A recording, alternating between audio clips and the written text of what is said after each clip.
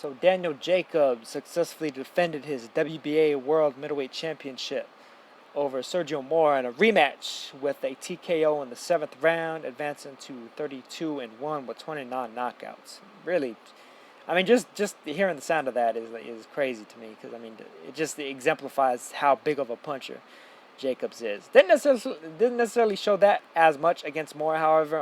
In spite of the fact that he did drop him 5 times. Two of those knockdowns to me were pretty bogus. The ones in the 4th and the 5th round, the first 2 knockdowns.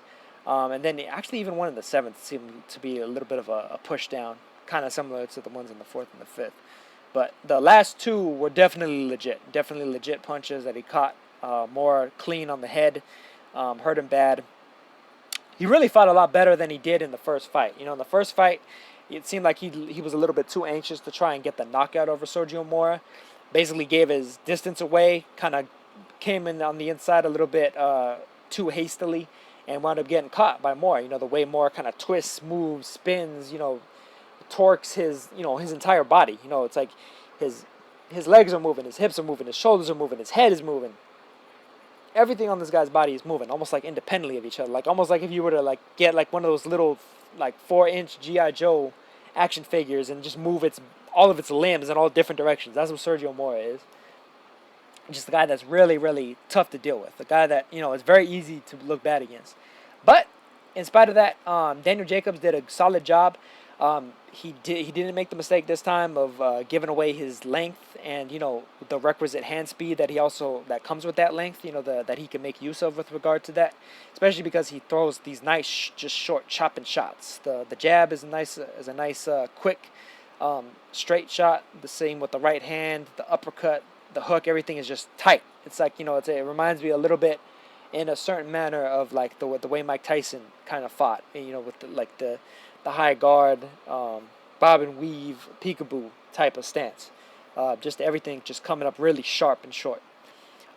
Incidentally, I think that's part of the reason why he kind of got knockdowns off of what were essentially pushes, because he was shooting them so tight and short. It's like he would catch more on the back of the neck or on the shoulder blade, or a lot of those shots wound up landing on the back because of the fact that Moore was kind of twisting away from the shot so vehemently that those just the angle of the shot would wind up landing in a weird place, not necessarily a legal place, but at the same time it wasn't Jacobs' fault necessarily, because he was trying to hit Sergio Mora on the chin and the face and everything, and he was just twisting away from it.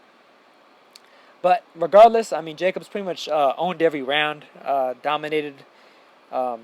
Mora was able to land a couple shots here and there, but the thing is he just wasn't able to goad Jacobs into giving up that reach and get him into that close range where he could really do some damage, where he could really just catch him, catch Jacobs slipping, basically catch Jacobs with an open defense the same way that he did in the first fight.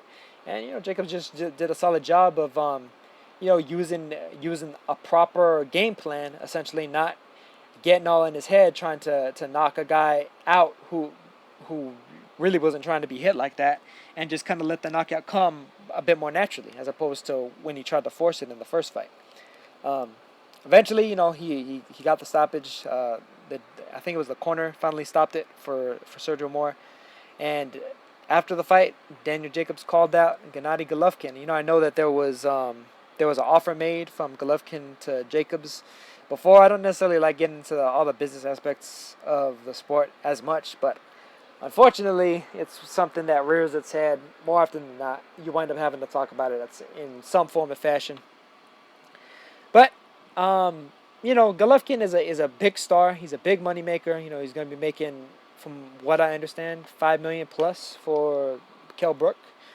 And I think that Golovkin versus the Jacobs fight in New York, in Brooklyn, wherever, just pretty much in the NYC metropolitan area, that does big numbers. That does big numbers, a big gate.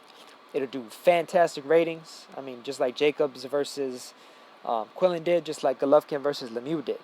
But both those guys have a serious fan base with regard to that. Golovkin has a little bit more elasticity with regard to his fan base. He tends to get a lot of good play, like in LA, of course, in Europe, of course. He's fought in Europe a grip of times, different areas, Germany, Monaco, etc. And he's about to fight in England.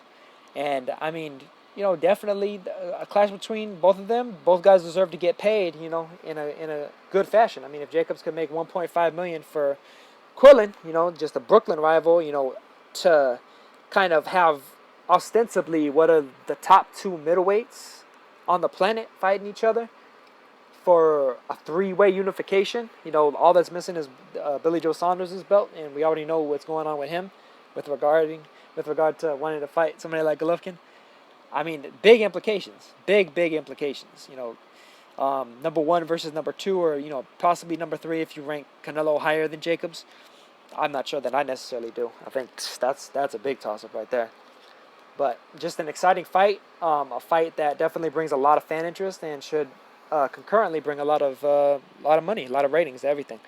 I do think that Golovkin should definitely be favored, and of course, he should draw a bigger share of the purse. But when you have that much attention on a fight, both guys definitely deserve to be paid. And I mean, I think I'll pretty much leave it at that. I definitely want to see the fight, and regardless of how it has to be made, if they want to do it on pay-per-view, you know what? Screw it. I'm good with. I'm cool with paying for a fight that I really want to see. I mean, as it is, I already pay for my internet and for my HBO, for my Showtime.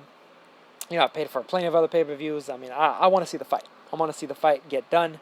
I want to see the best fight the best. I've been harping lately a lot on like how super flyweight division has been getting it done. The best fight in the best. Top 10 versus top 10 guys day in, day out.